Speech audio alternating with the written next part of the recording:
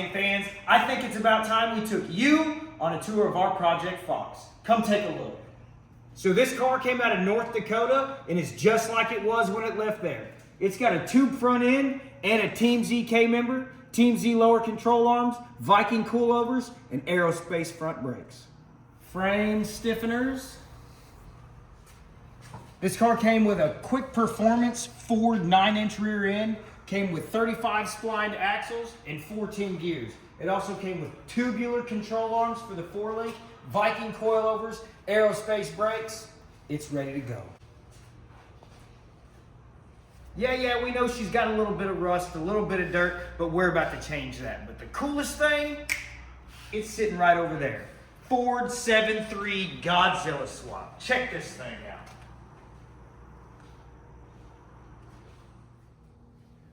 What up?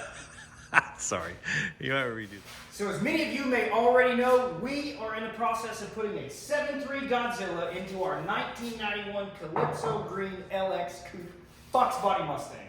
And well, we're not the first ones to do it, but we're trying to jump in on this bandwagon. These parts are becoming more readily available by the day. So check out what we got to go ahead and start this install. So the first thing we realized we needed was an oil pan. The stock oil pan is just a little bit too deep, and the pump's in the back next to the sump, all sorts of junk. So we looked around and we found the best pan offered on the market, and that is the 417 pan. We went ahead and upgraded this pan and got an O-ring gasket in there so we don't have to mess with that RTV. This kit comes with everything you need, instructions, all the parts and pieces, the sump, the baffle, everything needed to move the pump and get this oil pan installed and fitting in this car right.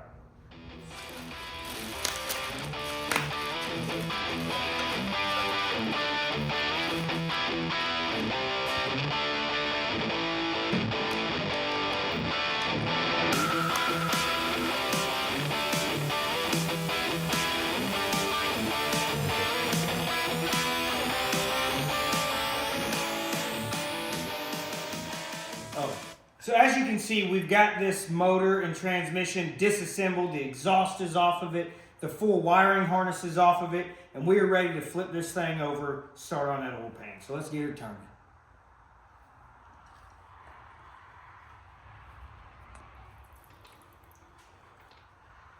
There you have it. Let's get this whole pan off. Should have probably taken that oil filter off. Yeah. Very important step, folks. The first thing we need to do is remove this stud and remove this plastic tube. Without doing that, this oil pan won't come off.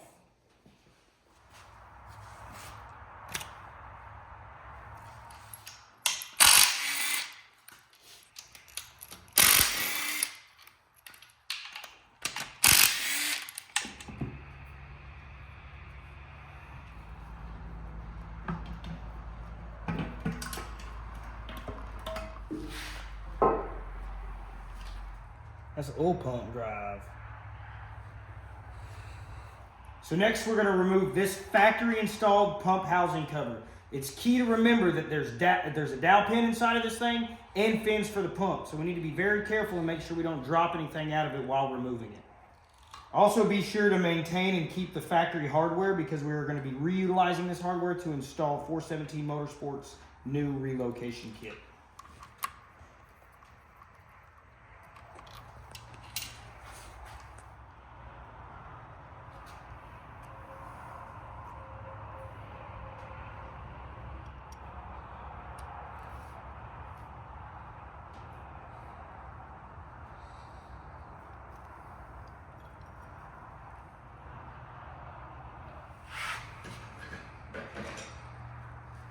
So like we previously mentioned, there's a lot of moving parts inside of this oil pump housing. This washer ended up falling out on us, and it's what keeps those fins pushed outwards so that this thing can pump. We weren't 100% sure where it went, but that's exactly where it goes. It fits like a glove. Just be very careful.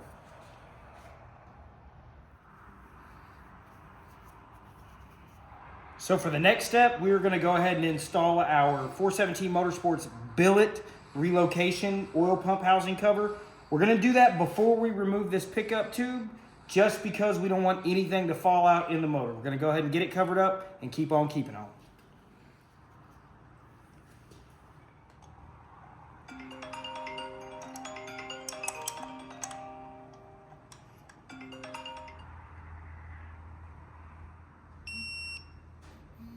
So next we need to remove the factory pickup assembly and move it into the new relocation housing.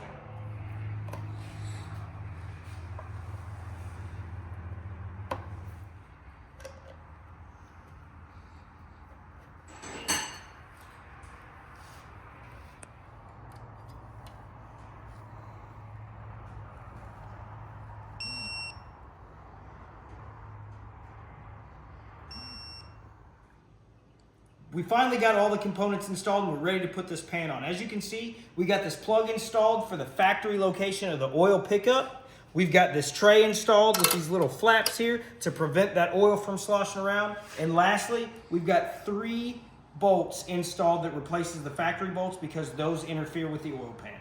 I think we can put the pan on. I don't know how. Is that heavy? This one's heavy. This isn't. So look, like put your. Technical freaking difficulties. Look at that. Look at the depth difference in that pan. We need to weigh this thing because this thing is nothing. I'd say it's a good like 6 or 7 pounds difference, easy. Easy. They're still out there killing it. Still killing it. Top of the game. Beautiful pan. Beautiful welds. We opted for the O-ring in it instead of the RTV gasket. That's the only way to go. Now we don't have to clean up every time.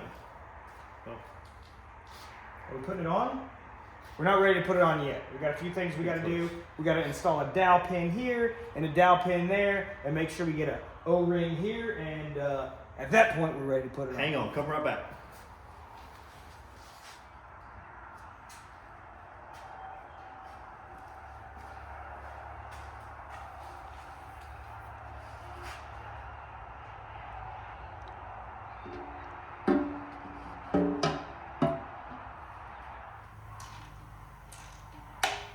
Working the oil pan on in the appropriate sequence.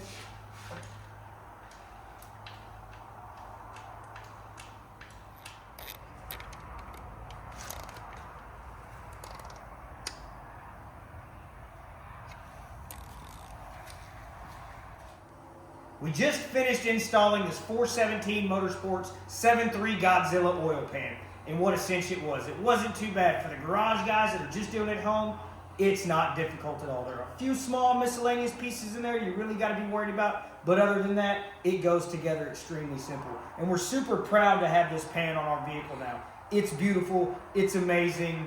Get you.